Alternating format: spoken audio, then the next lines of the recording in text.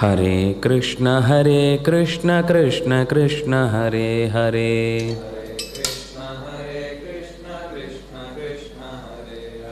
ಹರೇ ರಾಮ ರಾಮ ರಾಮ ಹರೇ ಹರೇ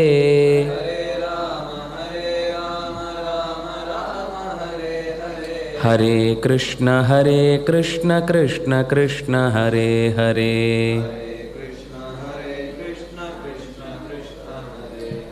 ಶ್ರೀ ಕೃಷ್ಣಾಯ ನಮಃ. ಶ್ರೀ ಕೃಷ್ಣಾಯ ನಮಃ. ಶ್ರೀ ಕೃಷ್ಣಾಯ ನಮಃ.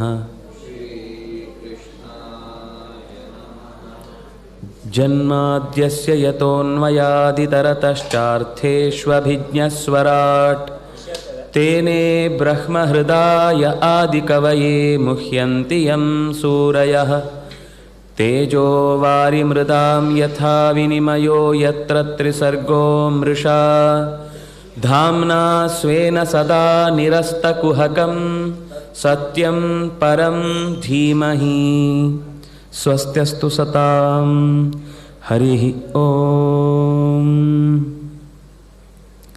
ಭಾದ್ರಪದ ಮಾಸದ ಪ್ರೋಷ್ಠಪದಿಯ ಅಂಗವಾಗಿ ಭಾಗವತದ ಚಿಂತನೆಯನ್ನು ನಡೆಸುವಂತಹ ಒಂದು ಬಹಳ ಹಿಂದಿನಿಂದ ನಡೆದು ಬಂದ ಒಂದು ಪದ್ಧತಿಯ, ಅಂದರೆ ಆ ಕಾಲದಲ್ಲಾದರೂ ಭಗವಂತನ ಚಿಂತನೆ ವಿಶೇಷವಾಗಿ ನಡೆಯಲಿ ಅಂತ ಅನ್ನೋ ಉದ್ದೇಶದಿಂದ ಚಿಂತಿಸಿದಂತೆ ನಾವು ಈ ಪಕ್ಷದ ಕೊನೆಯವರೆಗೂ ನಿತ್ಯವೂ ಭಾಗವತದ ಚಿಂತನೆಯನ್ನು ಮಾಡುವುದಕ್ಕಾಗಿ ಶ್ರೀಪಾದರ ಆದೇಶದಂತೆ ಶ್ರೀಕೃಷ್ಣನ ಅನುಗ್ರಹದ ನೆಲೆಯಲ್ಲಿ ನಡೆಸುವ ಪ್ರಯತ್ನವನ್ನು ಮಾಡುತ್ತಾ, ಆರಂಭದಲ್ಲಿ ಭಾಗವತದ ಕಥೆಯನ್ನು ಕೇಳುವುದರ ಮಹತ್ವವನ್ನು ಭಾಗವತ ಮಾಹಾತ್ಮ್ಯ ರೂಪದಲ್ಲಿ ಪದ್ಮಪುರಾಣ ಕೊಟ್ಟ ಚಿಂತನೆಯನ್ನು ಗಮನಿಸ್ತಾ ಅಲ್ಲಿ ಹೇಳಿದ ಮಾತು,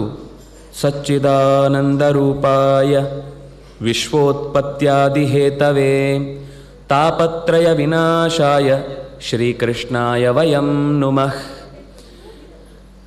ಜ್ಞಾನ ಆನಂದ ಇರುವಿಕೆಗಳಿಂದಲೇ ತುಂಬಿಕೊಂಡಿರುವ ಜಗತ್ತಿನ ಹುಟ್ಟು ಸ್ಥಿತಿ ಮುಗಿತಾಯಗಳನ್ನೇ ಯಾರು ನಿರಂತರ ನಡೆಸುವುದಕ್ಕೆ ಕಾರಣವಾಗಿ ನಿಂತಿದ್ದಾನೋ, ಯಾರು ಆಧಿದೈವಿಕ ಆಧಿಭೌತಿಕ ಆಧ್ಯಾತ್ಮಿಕ ತಾಪಗಳನ್ನು ಕಳೆಯುವುದರಲ್ಲಿ ಸಮರ್ಥನೋ ಅಂತಹ ಜಗತ್ತಿನ ಗುರುವೆನಿಸಿದಂತಹ ಲಕ್ಷಣಯುಕ್ತನಾದ ಶ್ರೀಕೃಷ್ಣನನ್ನು ನಾವು ನಮಿಸುತ್ತೇವೆ ಅಂತ ಸ್ಮರಣೆ ಮಾಡುತ್ತಾರೆ. ಯಂ ಪ್ರೌರಜಂತಮನುಪೇತಮಪೇತ ಕೃತ್ಯಂ ದ್ವೈಪಾಯನೋ ವಿರಹ ಕಾತರ ಆಜುಹಾವ ಪುತ್ರೇತಿ ತನ್ಮಯತಯಾ ತರವೋಪಿ ನೇದುಸ್ತಂ ಸರ್ವಭೂತ ಹೃದಯಂ ಮುನಿಮಾನತೋಸ್ಮಿ. ನಿರಂತರ ಓಡಾಡುವುದರಲ್ಲೇ ಇದ್ದು ಯಾವುದನ್ನೂ ತನ್ನಲ್ಲಿ ಅಂಟಿಸಿಕೊಳ್ಳದೆ ಮಾಡಬೇಕಾದ ಎಲ್ಲ ಕೃತ್ಯಗಳನ್ನು ಮುಗಿಸಿ ಓಡಾಡುತ್ತಿರುವಂತಹ ಶುಕಮುನಿಯನ್ನು ತಂದೆಯಾದಂತಹ ವ್ಯಾಸ ಅತ್ಯಂತ ಪ್ರೀತಿಯಿಂದ ಕೂಗಿ ಕರೆದಾಗ ಪುತ್ರ ಅಂತನ್ನುವ ಸದ್ದು ಕೇಳಿದೊಡನೆ ಸುತ್ತಲಿನ ಎಲ್ಲ ಮರಗಿಡಗಳು ತಲೆಯಲ್ಲಾಡಿಸುತ್ತಾ ಇದ್ದೇನೆ ನಾನಿಲ್ಲೇ ಅಂತ ಸರ್ವಭೂತ ಹೃದಯ ನೆನೆಸಿದ ಮನೋದೇವನಾದ ರುದ್ರನೇ ಶುಕನಾಗಿ ಅವತರಿಸಿದ ಸ್ಥಿತಿಯನ್ನು ಆ ಪರಿಸರ ಸೂಚಿಸಿತು. ಅಂತಹ ನಮ್ಮ ಹೃದಯದಲ್ಲೂ ನೆಲೆಸಿ ಆಚಾರ್ಯರ ವೇದವ್ಯಾಸರ ಮಾತುಗಳನ್ನು ಬೆಳಗಬಲ್ಲಂತಹ ಶಕ್ತಿ ಎನಿಸಿದ ಭಗವಂತನ ಗುಣಗಾನವನ್ನು ಮಾಡುವುದರಲ್ಲಿ ಹಿರಿಯನೆನಿಸಿದಂತಹ ಶುಕಮುನಿಗಳಿಗೆ ಆನತೋಸ್ಮಿ, ತಲೆಬಾಗಿ ನಮಸ್ಕರಿಸಿದ್ದೇನೆ ಅಂತ ಈ ಪದ್ಯದಿಂದ ಆರಂಭಗೊಂಡು ಆ ಮಹಾತ್ಮ್ಯದ ಸಂಗತಿಗಳಲ್ಲಿ ಸೂತ ಮತ್ತು ಶೌನಕರ ಸಂವಾದವಾಗಿ ಬಂದಿದೆ. ಅದರಲ್ಲಿ ಭಕ್ತಿ, ಜ್ಞಾನ ಮತ್ತು ವಿರಾಗ ಇವು ಮೂರು ಸಮಾಜದ ನಡುವೆ ಅತ್ಯಂತ ಪಕ್ವಗೊಂಡಾಗ ಭಗವದ್ ದರ್ಶನ ಅನ್ನೋದು ಎಂಥ ಸಾಧಕನಿಗಾದರೂ ಆಗಿಯೇ ಆಗತ್ತೆ. ಅದಕ್ಕೋಸ್ಕರನೇ ಈ ಭಾಗವತದ ಕಥೆ ಇರುವುದು ಅಂತ ಹೇಳ್ತಾ, ಶ್ರೇಯಸಾಂ ಯದ್ಭವೇತ್ ಶ್ರೇಯಃ ಪಾವನಾನಾಂಚ ಪಾವನಂ ಕೃಷ್ಣ ಪ್ರಾಪ್ತಿಕರಂ ಶಶ್ವತ್ ಸಾಧನಂ ತದ್ವದಾಧುನಾ. ಶೌನಕರು ಕೇಳ್ತಾರೆ, ಭಕ್ತಿಯನ್ನು ಹೆಚ್ಚಿಸಿಕೊಳ್ಳಿಕ್ಕೆ, ಜ್ಞಾನವನ್ನು ವೃದ್ಧಿಸಿಕೊಳ್ಳಿಕ್ಕೆ, ವಿರಾಗವನ್ನು ಪಡೆಯುವುದಕ್ಕೆ, ಮಾಯೆಯ ಮೋಹಕ್ಕೆ ಬಳಲಿದ ಮಂದಿಯ ಗುರಿಯನ್ನು ಸರಿಪಡಿಸುವುದಕ್ಕೆ ಯಾವುದನ್ನು ನಾವು ಆಚರಿಸಬೇಕು? ಶ್ರೇಯಸ್ಸಿನಲ್ಲಿ ಅತ್ಯಂತ ಹಿರಿದಾದದ್ದು, ಪವಿತ್ರವಾದಂತಹ ತಿಳುವಳಿಕೆಯಲ್ಲಿ ಹೆಚ್ಚು ಪವಿತ್ರವಾದದ್ದು, ಕೃಷ್ಣನನ್ನು ಹೃದಯಕ್ಕೆ ತಂದೊಡ್ಡುವಂಥದ್ದು, ನಿರಂತರವಾಗಿ ಸಾಧನೆಯ ಮಾರ್ಗದಲ್ಲಿ ನಮ್ಮನ್ನು ನಿಲ್ಲಿಸುವಂಥದ್ದನ್ನು ಹೇಳು ಅಂತ ಕೇಳಿದಾಗ ಭಾಗವತಕ್ಕೆ ಮಹತ್ವವನ್ನು ಹೇಳ್ತಾ, ಶ್ರೀಮದ್ಭಾಗವತಂ ಶಾಸ್ತ್ರಂ, ಕಲಿಯುಗದಲ್ಲಿ ಎಲ್ಲದಕ್ಕಿಂತ ಹಿರಿದಾದಂತಹ ಸಾಧನೆಗೆ ಪೂರಕವಾದ ಅಂಶ ಯಾವುದು ಅಂದರೆ ಭಾಗವತ ಕಥಾಶ್ರವಣ.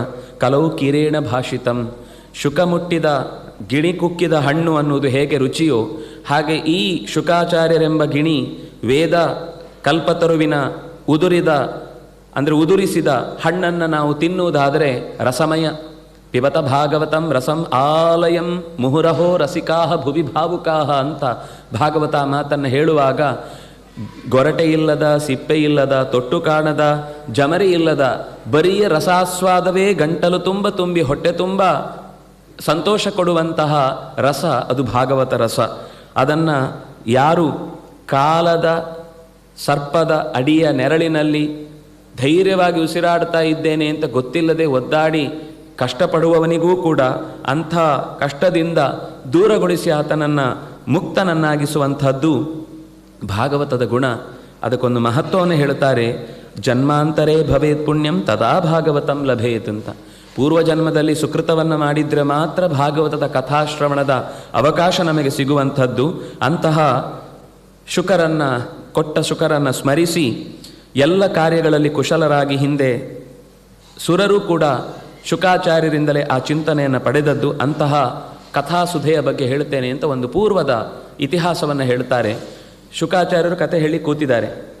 ಆಗ ಪರೀಕ್ಷಿತ್ ರಾಜನು ಕೂಡ ಸಿದ್ಧನಾಗಿದ್ದಾನೆ. 7 ದಿವಸ ಒಂದು ಕ್ಷಣವೂ ಹಾಳಾಗದಂತೆ ಯೋಚನೆ ಮಾಡಿದರೆ ಆಶ್ಚರ್ಯ ಆಗುವುದು. ಶುಕಾಚಾರ್ಯರಿಗೆ ಮುಂದಿನ ತನ್ನ ಕೊನೆಯ ದಿನಗಳು ಸ್ಪಷ್ಟವಾಗಿ ಗೊತ್ತಿದೆ. ಆದ್ದರಿಂದಾಗಿ ಅವರಿಗೆ ಪ್ರತಿಕ್ಷಣವನ್ನು ಸಾರ್ಥಕವಾಗಿ ಹೇಗೆ ಕಳೆಯಬೇಕು ಅಂತ ಯೋಚನೆ ಮಾಡಿದರು.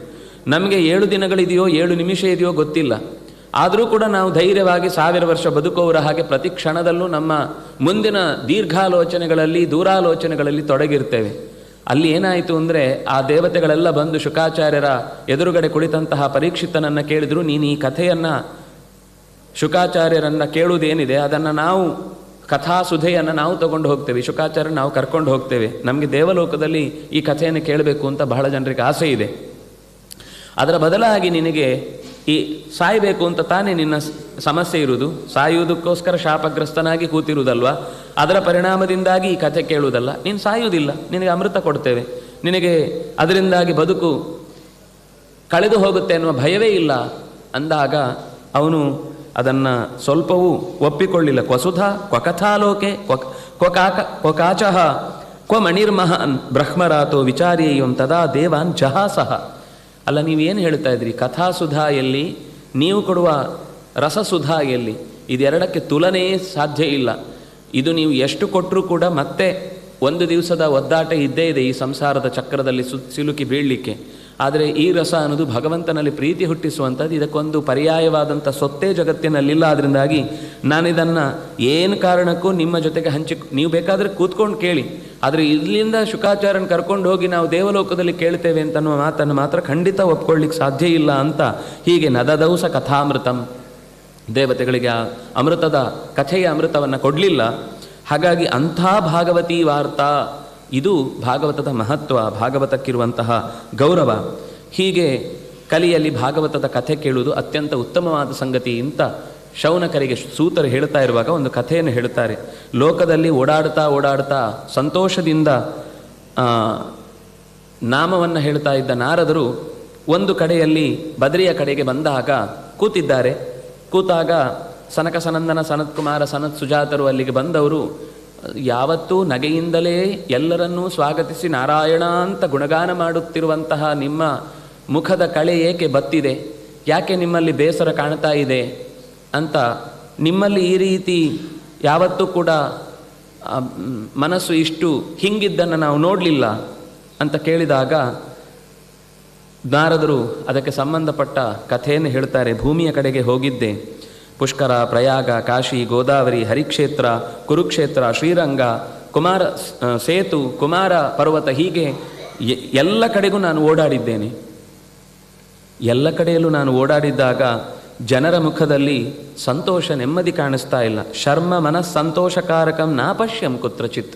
ಎಲ್ಲೂ ಕೂಡ ನನಗೆ ಸಂತೋಷಕ್ಕೆ ಕಾರಣವಾದಂತಹ ಘಟನೆಗಳು ಕಾಣಿಸ್ತಾ ಇಲ್ಲ. ಯಾಕೆಂದರೆ ಅಧರ್ಮ ಮಿತ್ರೇಣ ಕಲಿನ ಧರಾ ಇಯಂ ಬಾಧಿತ. ಅಧರ್ಮವನ್ನೇ ಬಹಳ ಮಿತ್ರನನ್ನಾಗಿಸಿಕೊಂಡಂತಹ ಕಲಿ ಈ ಭೂಮಿಯನ್ನು ಬಹಳ ಖಾರವಾಗಿ ಬಾಧಿಸ್ತಾ ಇದ್ದಾನೆ.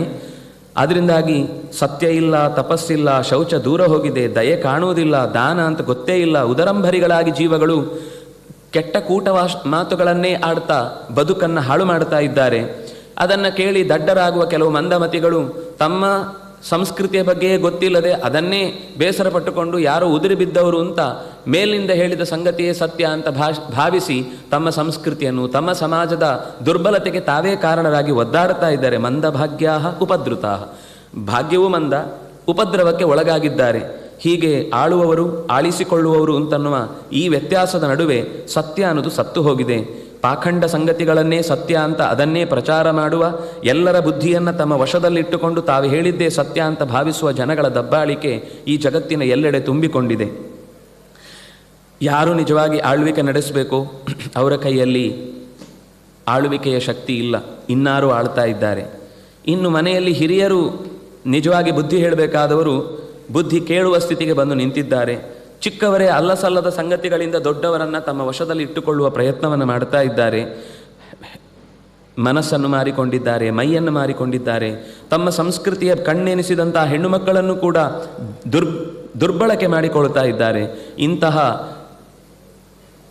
ಕೆಟ್ಟ ಭಾಷೆ, ಕೆಟ್ಟ ಸಂಸ್ಕೃತಿಗಳನ್ನೇ ಅತ್ಯಂತ ಪವಿತ್ರವಾದದ್ದು ಅನ್ನುವ ರೀತಿಯಲ್ಲಿ, ಅದೇ ಜೀವನದ ನಿಜವಾದ ಗತಿ ಅನ್ನುವ ರೀತಿ ತೋರಿಸ್ತಾ ಇದ್ದಾರೆ.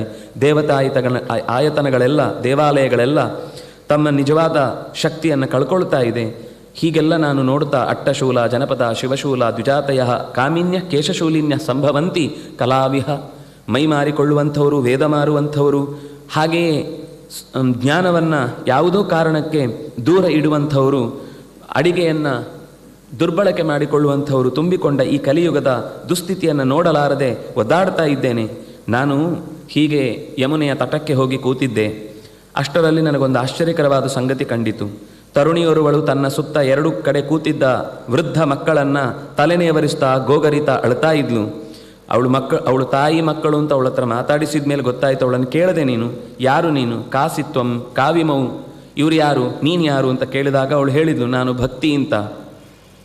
ಬಹಳ ಪ್ರಸಿದ್ಧರಾದ ಇಬ್ಬರು ಮಕ್ಕಳು ನನಗೆ, ಜ್ಞಾನ ಮತ್ತು ವೈರಾಗ್ಯ ಅಂತ. ಇವರಿಬ್ಬರು ಕೂಡ ಕಾಲಯೋಗದ ಅಂದರೆ ಸಹಜವಾದ ಯೋಗ ಬರುವ ಮುನ್ನವೇ ಜರ್ಜರಿತರಾಗಿ ಬಿದ್ದಿದ್ದಾರೆ. ಇಬ್ಬರು ಮೂರ್ಛೆ ಬಿದ್ದಿದ್ದಾರೆ. ನಾನು ಯಾವ ರೀತಿ ಪ್ರಯತ್ನ ಮಾಡಿದರೂ ಎದ್ದೇಳ್ತಾ ಇಲ್ಲ ಅಂತ ಹೇಳಿ ನನ್ನ ಈ ಸ್ಥಿತಿಯನ್ನು ನೋಡಿ ಸಹಾಯಕ್ಕಾಗಿ ಗಂಗಾದ್ಯಾ ಸರಿತಶ್ರೇಷ್ಠಾ ಮತ್ಸೇವಾರ್ಥಂ ಸಮಾಗತಾ. ಭಕ್ತಿ ಹೇಳ್ತಾಳೆ, ನನ್ನ ಸುತ್ತ ಗಂಗಾ, ಯಮುನಾ, ಸರಸ್ವತಿ, ಗೋದಾವರಿ, ಸಿಂಧು ಮೊದಲಾದ ಎಲ್ಲ ನದ್ಯಾಭಿಮಾನಿ ದೇವತೆಗಳೆಲ್ಲರೂ ಕೂಡ ನನಗೆ ಸೇವೆ ಮಾಡಿ ನನ್ನ ಮಕ್ಕಳನ್ನು ಉದ್ಧರಿಸುವುದಕ್ಕಾಗಿ ಬಗೆ ಬಗೆಯಿಂದ ಪ್ರಯತ್ನಿಸಿ ಕೈ ಸೋತಿದ್ದಾರೆ. ನಾನು ಎಲ್ಲಿ ಹುಟ್ಟಿದೆ ಅಂದರೆ, ಉತ್ಪನ್ನ ದ್ರವಿಡೇಚಾಹಂ ವೃದ್ಧಿಂ ಕರ್ನಾಟಕೆ ಗತಾ ವಾರ್ತಾ ಮೇ ವಿತತಾಪ್ಯಸ್ತಿ ತಾಂ ಶ್ರುತ್ವ ಸುಖಮಾವಹ ಕ್ವಚಿತ್ ಕ್ವಚಿತ್ ಮಹಾರಾಷ್ಟ್ರೇ ಗುರ್ಜರೇ ಜೀರ್ಣತಾಂಗತ ತತ್ರ ಘೋರ ಕಲೇರ್ಯೋಗಾತ್ ಪಾಖಂಡೈ ಖಂಡಿತಾಂಗಕ ದುರ್ಬಲಾಹಂ ಚಿರಂ ಯಾತ ಪುತ್ರಾಭ್ಯಾಂ ಸಹ ಮಂದತಾಂ ವೃಂದಾವನಂ ಪುನಃ ಪ್ರಾಪ್ಯ ನವೀನೇವ ಸ್ವರೂಪಿಣಿ. ಕರ್ನಾಟಕದಲ್ಲಿ ಹುಟ್ಟಿದೆ, ದ್ರವಿಡ ದೇಶದಲ್ಲಿ ಹುಟ್ಟಿದೆ, ಕರ್ನಾಟಕದಲ್ಲಿ ಬೆಳೆದೆ. ಹಾಗಾದರೆ ಒಂದು ಅರ್ಥ ಆಯಿತು, ಕರ್ನಾಟಕ ದ್ರವಿಡ ಬೇರೆ ಬೇರೆ ಅಂತ. ಹಾಗಾದರೆ ಪಂಚದ್ರಾವಿಡ ಅಂತ ಅನ್ನೋದು ನಮ್ಮದೇ ಒಂದು ಕಲ್ಪನೆಯ ಭಾಷೆ. ಉತ್ತರ ಮತ್ತು ದಕ್ಷಿಣದ ದೇಶವನ್ನು ವಿಂಧ್ಯದಿಂದ ಆಚೆಯ ಜನ, ವಿಂಧ್ಯದಿಂದ ಈಚೆಯ ಜನವನ್ನು ವಿಭಾಗ ಮಾಡಲಿಕ್ಕೋಸ್ಕರ ಹುಟ್ಟಿಕೊಂಡ ಒಂದು ಸಿದ್ಧಾಂತ ಅಷ್ಟೇ ಹೊರತು ಅದು ಶಾಸ್ತ್ರೀಯ ಅಂತೂ ಅಲ್ಲವೇ ಇಲ್ಲ. ಯಾಕೆಂದರೆ ದ್ರವಿಡ ತಮಿಳು ದೇಶಕ್ಕೆ ಸಂಬಂಧಪಟ್ಟ ಭಾಷೆ ಹೊರತು ಅದು ಕನ್ನಡ, ತೆಲುಗು, ಮರಾಠಿ, ಮಲಯಾಳಿ, ತುಳು, ಕೊಂಕಣಿ ಇದ್ಯಾವುದು ಕೂಡ ದ್ರವಿಡ ಭಾಷೆಗೆ ಸಂಬಂಧಪಟ್ಟವುಗಳಲ್ಲ.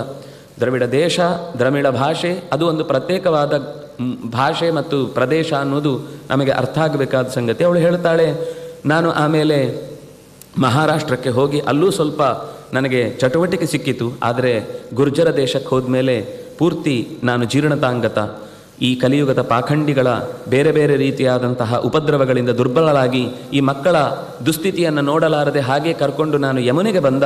ಯಮುನೆಯ ತಡ ಈ ವೃಂದಾವನದ ಪರಿಸರಕ್ಕೆ ಬಂದಾಗ ನವೀನೇವ ಸ್ವರೂಪಿಣಿ, ನನಗೆ ಕುಣಿದು ಕುಪ್ಪಳಿಸುವಷ್ಟು ದೇಹದಲ್ಲಿ ಶಕ್ತಿ ಬಂತು.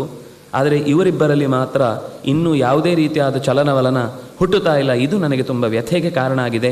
ಅತಃ ಶೋಚಾಮಿ ಚಾತ್ಮಾನಂ, ಈ ಕಾರಣಕ್ಕಾಗಿ ನಾನು ದುಃಖ ಪಡ್ತಾ ಇದ್ದೇನೆ ಅಂತ ಅವಳು ತನ್ನ ಅಳಲನ್ನು ತೋಡಿಕೊಂಡಾಗ, ಹರಿಷ್ಯಂತೆ ಕರಿಷ್ಯತಿ, ಯೋಚನೆ ಮಾಡಬೇಡ, ಭಗವಂತ ಖಂಡಿತ ನಿನ್ನ ದುಃಖಕ್ಕೆ ಪರಿಹಾರವನ್ನು ನೀಡಿಯೇ ನೀಡ್ತಾನೆ. ವೃಂದಾವನಸ್ಯ ಸಂಯೋಗಾತ್ ಪುನಸ್ತ್ವಂ ತರುಣೀನವ ಧನ್ಯಂ ವೃಂದಾವನಂ ಚೇನ ಭಕ್ತಿರ್ ನೃತ್ಯತಿ ಎತ್ಯರ್ಥ. ನಿನ್ನಿಂದಾಗಿ ಒಂದು ವಿಷಯ ಸಂಗತಿ ಅರ್ಥ ಆಯಿತು, ವೃಂದಾವನದಲ್ಲಿ ಇನ್ನೂ ಭಕ್ತಿ ಕುಣಿದು ಕುಪ್ಪಳಿಸ್ತಾ ಇದೆ ಅಂತ ಅರ್ಥ ಆಯಿತು. ಇವರಿಗೆ ಸಮಸ್ಯೆಯನ್ನು ಪರಿಹಾರ ಹೇಗೆ ಮಾಡೋಣ ಅಂತ ಯೋಚನೆ ಮಾಡಬೇಕಾದದ್ದಿದೆ ಅಂತ ನಾರದರು ಕಲಿಯುಗದ ಪರಿಸರವನ್ನು ವರ್ಣಿಸ್ತಾ, ಯತ್ಫಲಂ ನಾಸ್ತಿ ತಪಸಾ ನ ಯೋಗೇನ ಸಮಾಧಿನ ತತ್ಫಲಂ ಲಭತೆ ಸಮ್ಯಕ್ ಕಲೋಕೇಶವ ಕೀರ್ತನಾತ್. ಕಲಿಯುಗದ ದುಸ್ಥಿತಿಯನ್ನು ನೀನು ತುಂಬ ವ್ಯಥೆಪಟ್ಟು ಯೋಚನೆ ಮಾಡಬೇಕಾದ ಅಗತ್ಯ ಇಲ್ಲ. ಯಾಕೆಂದರೆ ಕಲಿಯುಗದಲ್ಲಿ ಯೋಗದಿಂದ, ತಪಸ್ಸಿನಿಂದ, ಸಮಾಧಿಯಿಂದ ಪಡೆಯಬಹುದಾದಂತಹ ದಾರಿಯನ್ನು, ಸುಲಭದ ಗುರಿಯನ್ನು ಕೇಶವ ಕೀರ್ತನಾತ್, ಕೇಶವ ನಾಮವನ್ನು ನಿರಂತರ ಗಟ್ಟಿಯಾಗಿ ಉಚ್ಚರಿಸುವುದರಿಂದ ಉದ್ಧಾರ ಆಗುತ್ತೆ. ಸಮಸ್ಯೆ ಏನಾಗಿದೆ ಅಂದರೆ ಕುಕರ್ಮಾಚರಣಾತ್ ಸಾರಹ, ಕೀರ್ತನೆಗೆ ಯಾಕೆ ಬಲ ಅಂತ ನಾರದರು ಹೇಳ್ತಾ, ಕೆಟ್ಟ ಕೆಟ್ಟ ಆಚರಣೆಗಳನ್ನು ವಿಕಾರಗೊಳಿಸಿ, ಅಂದರೆ ಹಬ್ಬ ಹರಿದಿನಗಳನ್ನೆಲ್ಲ ವಿಕಾರಗೊಳಿಸಿ ಪ್ರಾಕೃತಿಕತೆಯನ್ನು ಕಳೆದುಕೊಂಡು ಪದಾರ್ಥಗಳೆಲ್ಲವೂ ಕೂಡ ಅದಕ್ಕೆ ಎಷ್ಟು ಚಂದದ ಶಬ್ದ ಹಾಕಿದ್ದಾರೆ ಅಂದರೆ ಬೀಜಹೀನಾಸ್ತುಷಾ ಯಥ ಅಂತ, ಎಲ್ಲ ಸೀಡ್ಲೆಸ್ಸು. ಅದರ ವಿಕಾರ ಏನು ಅಂತ ನಮ್ಗೆ ಈಗ ಅರ್ಥ ಆಗ್ತಾ ಇಲ್ಲ. ಅದರಿಂದಾಗಿ ನಾವು ಕೃಷಿಕರಿಗೆ ಕೊಡುವಂತಹ ಸರ್ಕಾರಿ ಅಥವಾ ಯಾವುದೋ ಕಾರಣಕ್ಕೆ ಕೊಡುವ ಬೀಜ, ಅದು ಮತ್ತೊಮ್ಮೆ ಅವರಿಗೆ ಬೆಳೆ ತೆಗಿಲಿಕ್ಕೆ ಬೀಜವನ್ನು ತೆಗೆದಿಟ್ಟುಕೊಂಡ್ರೆ ಉಪಯೋಗಕ್ಕೆ ಬರುವುದಿಲ್ಲ. ಈ ರೀತಿಯಾದ ವಿಕಾರಗಳಿಂದ ಕರ್ಮದ ಆಚರಣೆಯಲ್ಲಿ ಮಾಡಬೇಕಾದ ಸತ್ವಶುದ್ಧವಾದಂತಹ ಪದಾರ್ಥಗಳ ಬಳಕೆಯೇ ನಮಗೆ ಇಲ್ಲ ಅಂತ ಆಗಿಬಿಟ್ಟಿದೆ. ಇನ್ನು ಕಥಾ ಮತ್ತು ಕಥೆಯ ಸಾರವು ಹಳಸಿ ಹೋಗಿದೆ. ಯಾಕೆಂದರೆ ಕೇವಲ ಕಣಲೋಭಕ್ಕಾಗಿ ಸಂಪತ್ತು ಲಾಭ ಆಗುತ್ತೆ ಅನ್ನೋದಕ್ಕೋಸ್ಕರ ಉಪದೇಶಕರಾಗಿ ಎಲ್ಲರೂ ಸೇರಿಕೊಂಡಿದ್ದಾರೆ. ಕಥೆಯ ಸಾರ ಕೆಟ್ಟು ಹೋಗಿದೆ.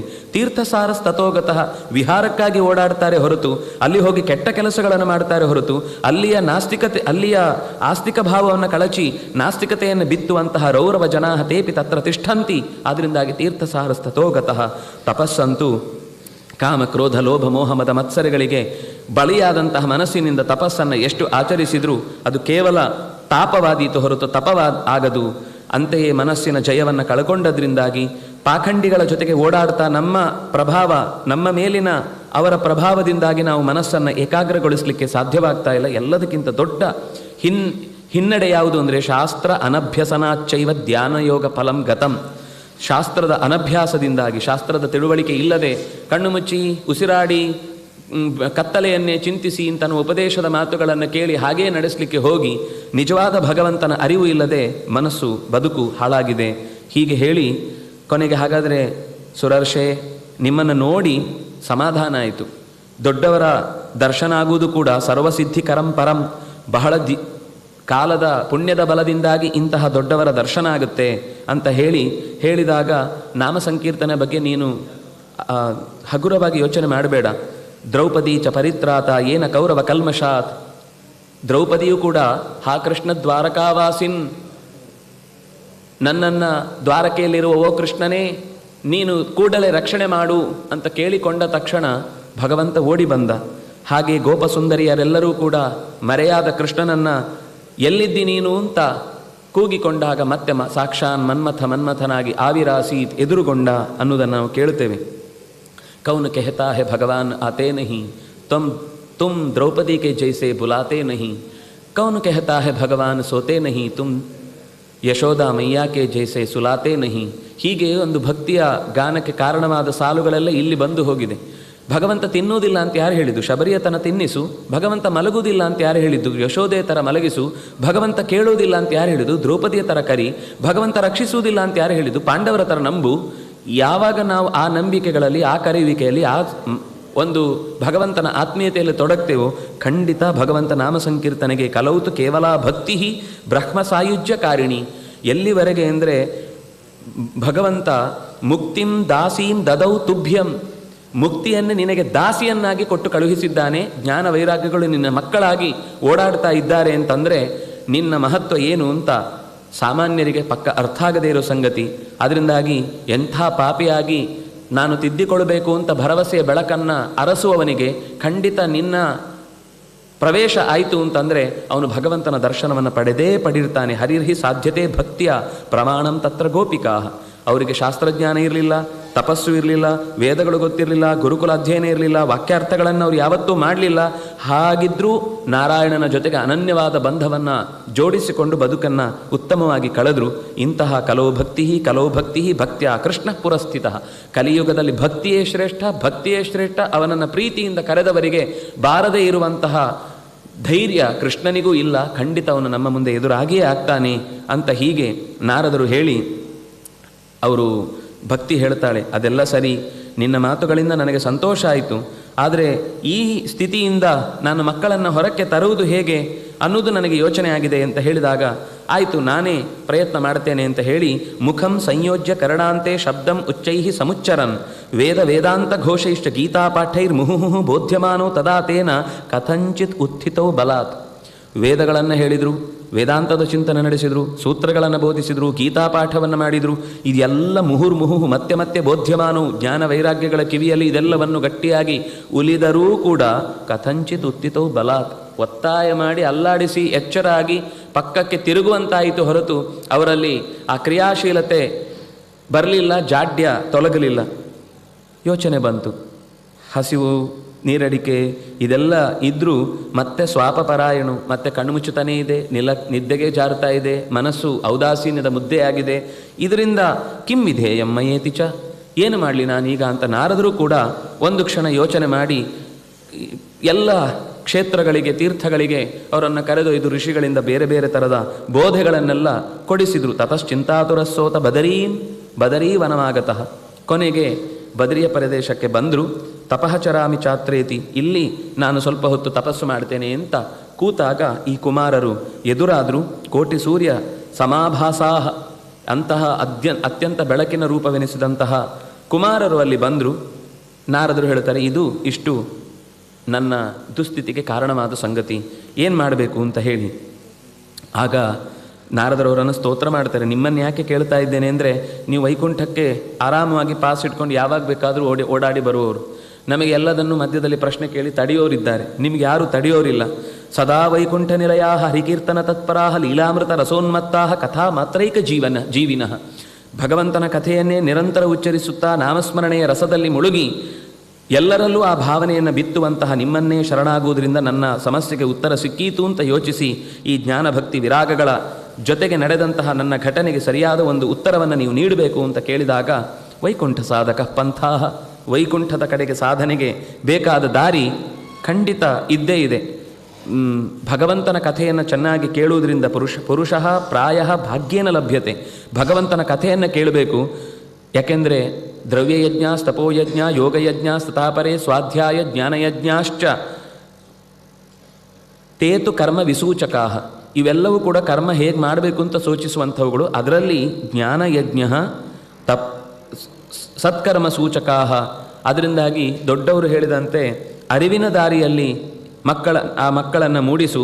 ಶ್ರೀಮದ್ ಭಾಗವತಾಲಾಪಃ ಸತುಗೀತ ಶುಕಾದಿಭಿ.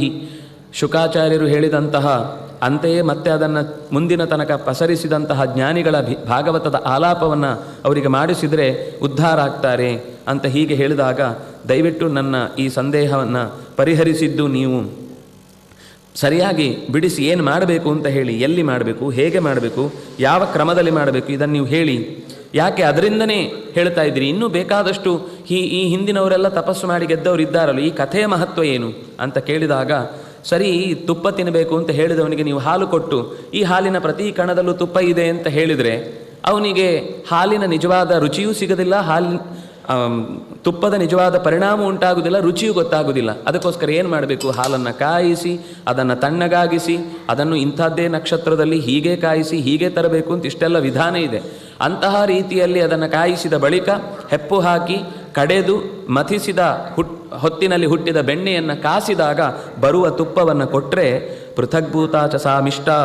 ಹೀಗೆ ಇಕ್ಷೂಣಾಂ ಈ ಇಕ್ಷುದಂಡದ ಕಬ್ಬಿನ ಜಲ್ಲೆಯಲ್ಲಿ ಸಕ್ಕರೆಯ ರುಚಿ ಇದೆ, ಆದರೆ ಅದು ಗಂಟುಗಳ ಮಧ್ಯೆ ಆ ಚಗಟೆಯ ಮಧ್ಯದಲ್ಲಿ ಅದನ್ನು ಆಸ್ವಾದನೆ ಮಾಡೋದು ಕಷ್ಟ ಆಗುತ್ತೆ ಅಂತ ಹಿಂಡಿ ತೆಗೆದಾಗ ಕುಡಿಯುವಾಗ ಏನು ಆನಂದ ಇದೆಯೋ ಆ ಆನಂದದಂತೆ ಶ್ರೀಮದ್ ಭಾಗವತಿ ಕಥಾ ಪೃಥಗ್ಭೂತಾಚ ಸಾ ಮಿಷ್ಟ.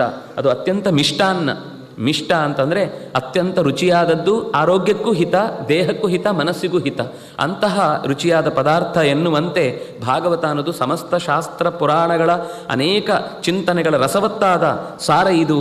ಇದನ್ನು ನೀನು ಹೇಳುವುದರಿಂದ ಖಂಡಿತ ಬದಲಾಗುತ್ತೆ. ಇದಂ ಭಾಗವತಂ ನಾಮ ಪುರಾಣಂ ಬ್ರಹ್ಮ ಸಂಹಿತಂ.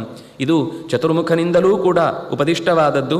ಭಕ್ತಿಜ್ಞಾನ ವಿರಾಗಾಣಾಂ ಸ್ಥಾಪನಾಯ ಪ್ರಕಾಶಿತಂ. ಭಕ್ತಿಜ್ಞಾನಗಳ ಸ್ಥಾಪನೆಗೋಸ್ಕರ ಹುಟ್ಟಿ ಬಂದದ್ದು ಅಂತ ಹೀಗೆ ಹೇಳಿದಾಗ ನಾರದರು ಹೇಳ್ತಾರೆ, ನಿಜವಾಗಿ ಇದು ದೊಡ್ಡ ಭಾಗ್ಯ. ನಿಮ್ಮಂಥ ದೊಡ್ಡವರ ಸಂದರ್ಶನದಿಂದಲೇ ಅಜ್ಞಾನಕ್ಕೆ ಕಾರಣವಾದಂತಹ ಎಲ್ಲ ಮೋಹಗಳು, ಮದಗಳು, ಅಂಧತೆಗಳು ಎಲ್ಲವೂ ದೂರವಾಗಿ ನಿಮ್ಮಂಥವರ ಸಂದರ್ಶನದಿಂದಾಗಿ ಜ್ಞಾನದ ರಕ್ಷಣೆ ನಮಗೆ ಒದಗಿ ಬಂತು ಅಂತ ಜ್ಞಾನಯಜ್ಞಕ್ಕೆ ಬೇಕಾದ ವ್ಯವಸ್ಥೆಯನ್ನು ಮಾಡಿದರು.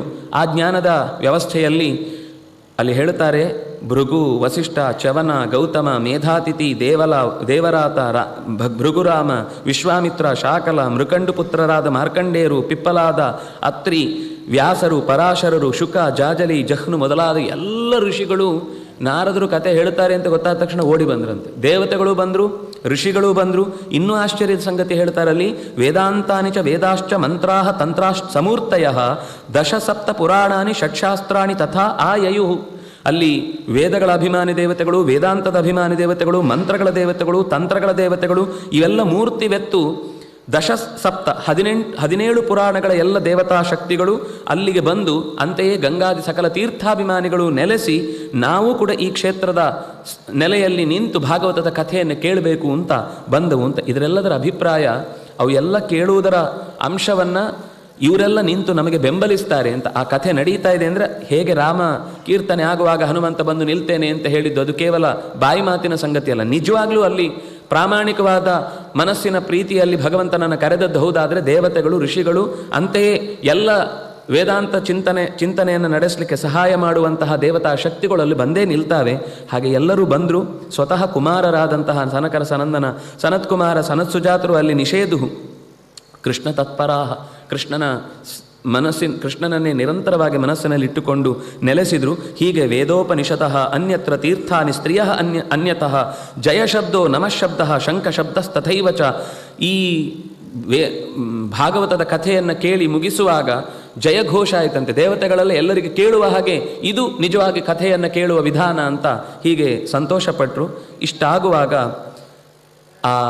ಅಲ್ಲಿಯ ತನಕ ಮುದಿತನದಿಂದ ಬಿದ್ದಿದ್ದ 2 ಮಕ್ಕಳಲ್ಲಿ ಚೇತನ ಹುಟ್ಟಿತು. ಮೈಯಲ್ಲಿ ಎಲ್ಲ ಕಡೆಯಲ್ಲೂ ಜಾಡ್ಯ ಹೋಗಿ ಕ್ರಿಯಾಶೀಲತೆ ವ್ಯಕ್ತವಾಯಿತು.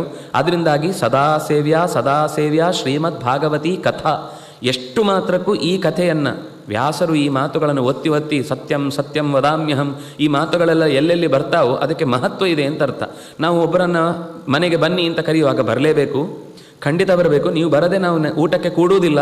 ಅದರ ಅಭಿಪ್ರಾಯ ನೀವು ಬರದೇ ಇದ್ರೂ ಆಗುತ್ತೆ ಅಂತಲ್ಲ. ಕೆಲವೊಮ್ಮೆ ಬನ್ನಿ, ನಮ್ಗೆ ಈಗೆಲ್ಲ ಸ್ವಲ್ಪ ಹಾಗೆ ಆಗಿದೆ, ನೀವು ಬಂದರೂ ಸಂತೋಷ, ಬಾರದೇ ಇದ್ದರೆ ಮತ್ತೂ ಸಂತೋಷ ಅಂತ. ಯಾಕೆಂದರೆ ಬಂದರೆ ಸಮಸ್ಯೆ ಆಗುತ್ತೆ ಮನೆಯಲ್ಲಿ ವ್ಯವಸ್ಥೆ ಮಾಡಲಿಕ್ಕೆ ಅಂತ, ಅಥವಾ ಕಾರ್ಯಕ್ರಮ ನಿರ್ವಹಣೆ ಮಾಡಲಿಕ್ಕೆ ಅಂತ. ಹಾಗಲ್ಲ ಇದು ಹೇಳ್ತಾ ಇರೋದು.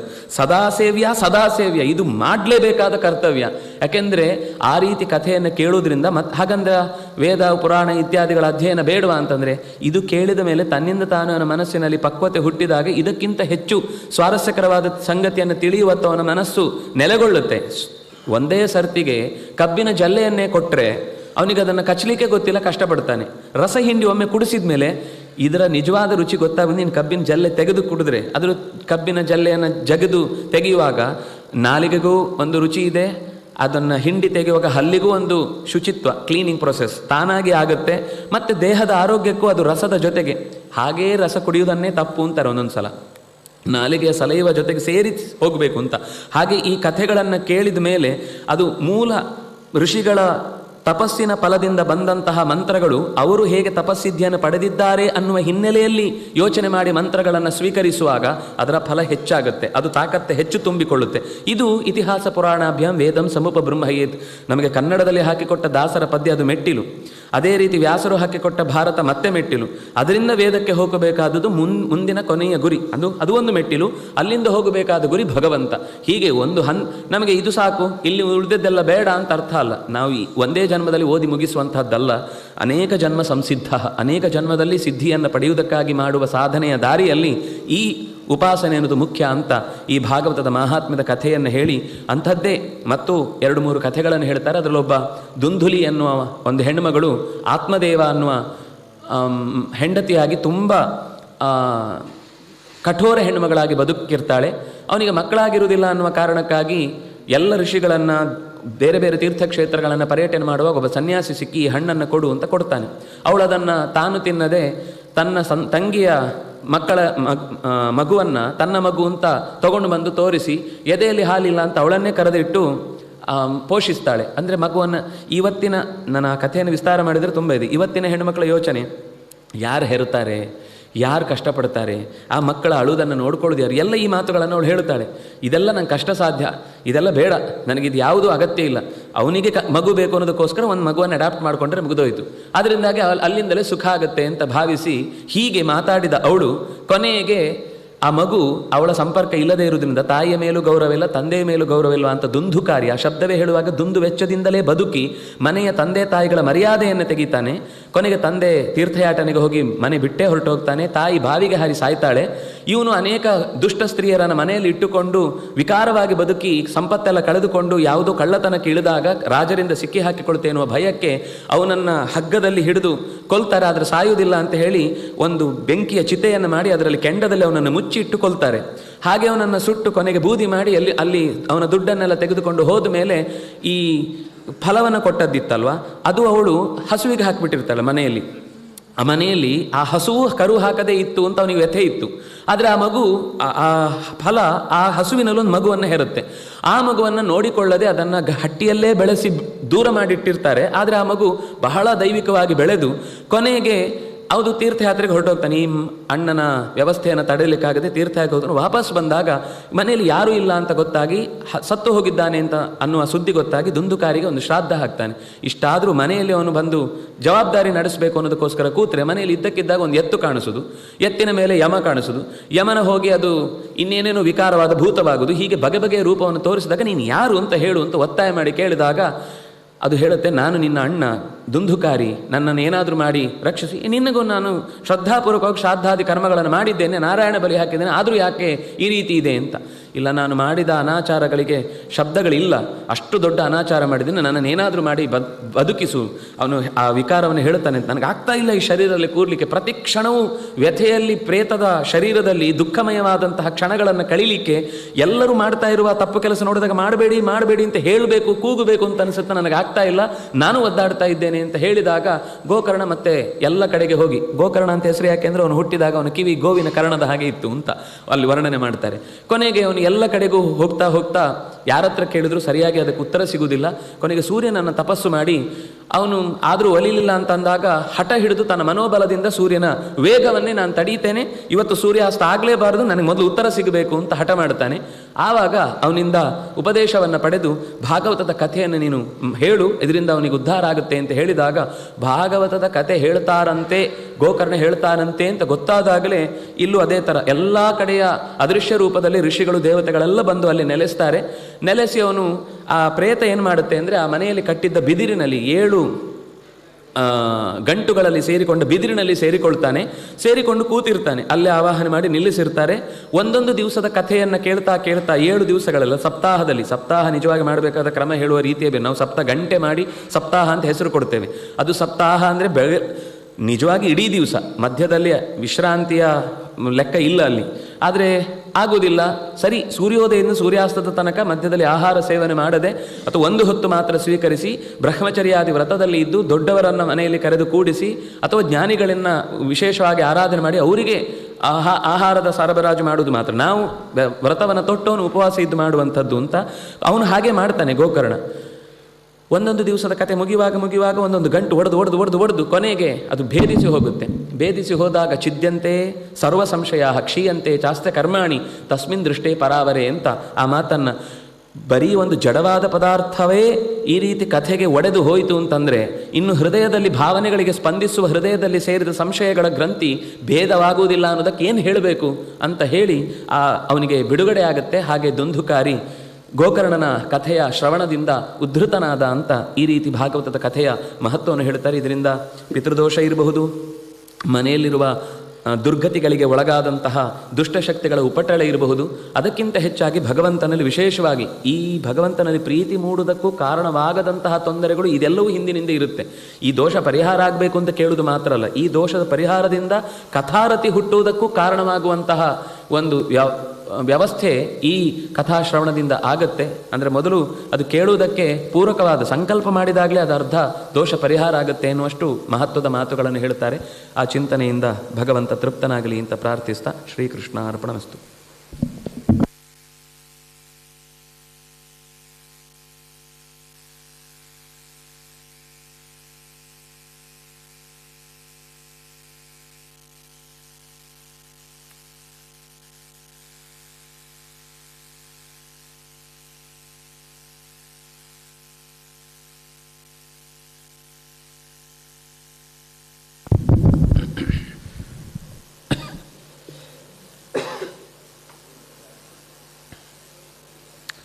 ಶ್ರೀ ಗುರುಭ್ಯೋ ನಮಃ. ಹರಿ ಓಂ. ವ್ಯಾಸಾಯ ಭವನಾಶಾಯ ಶ್ರೀಶಾಯ ಗುಣರಾಶಯೇ ಹೃದಯಾಯ ಶುದ್ಧ ವಿದ್ಯಾಯ ಮಧ್ವಾಯ ಚ ನಮೋ ನಮಃ. ಅನೀನದತ್ಪದ್ಮಭವೋ ಮೃದಂಗಂ ಜಗೌ ಹನುಮಾನ್ ಜಗತಾಮದೀಶಂ ಅದರ್ಶಯತ್ತಾಲಗತಿ ಕಪರ್ದೀನನರ್ತಗೋಪಾಲಕಪಾಲಮೌಲಿಃ ಸ್ವಾಂತಸ್ಥಾನಂತಶಯ್ಯಾಯ ಪೂರ್ಣಜ್ಞಾನರಸಾರ್ಣಸೇ ಉತ್ತುಂಗವಾಕ್ತರಂಗಾಯ ಮಧ್ವದುಗ್ಧಾಬ್ಧಯೇ ನಮಃ.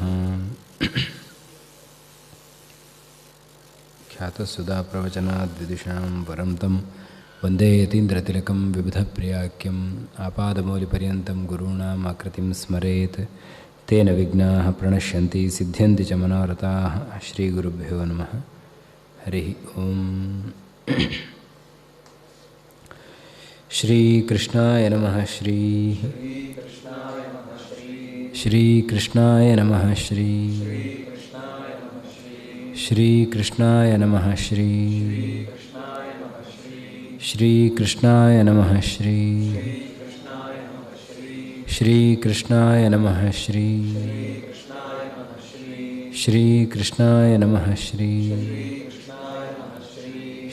ಶ್ರೀಕೃಷ್ಣಾಯ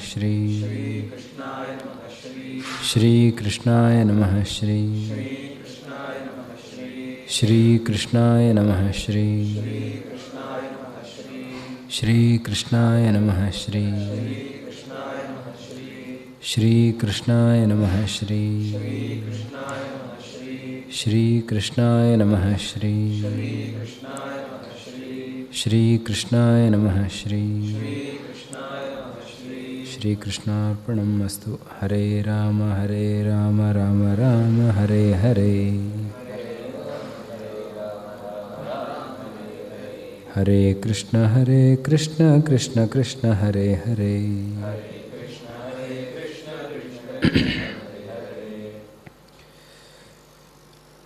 ಶ್ರೀ ಗುರುಭ್ಯೋ ನಮಃ. ಹರಿ ಓಂ.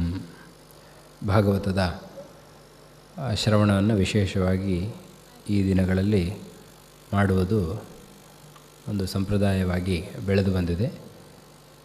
ಕಿಂಚಿತ್ ಭಾಗವತ ಚಿಂತನೆಯನ್ನು ಇವತ್ತು ನಾವು ಮಾಡುವ ಪ್ರಯತ್ನವನ್ನು ಮಾಡೋಣ. ಇಂದಿನಿಂದ ಪ್ರಾಯ ಇನ್ನೊಂದು ಸ್ವಲ್ಪ ದಿನ, ಒಂದು 15 ದಿವಸ, 13 ದಿವಸ ಅಷ್ಟೇ ಸಿಗ್ತದೆ.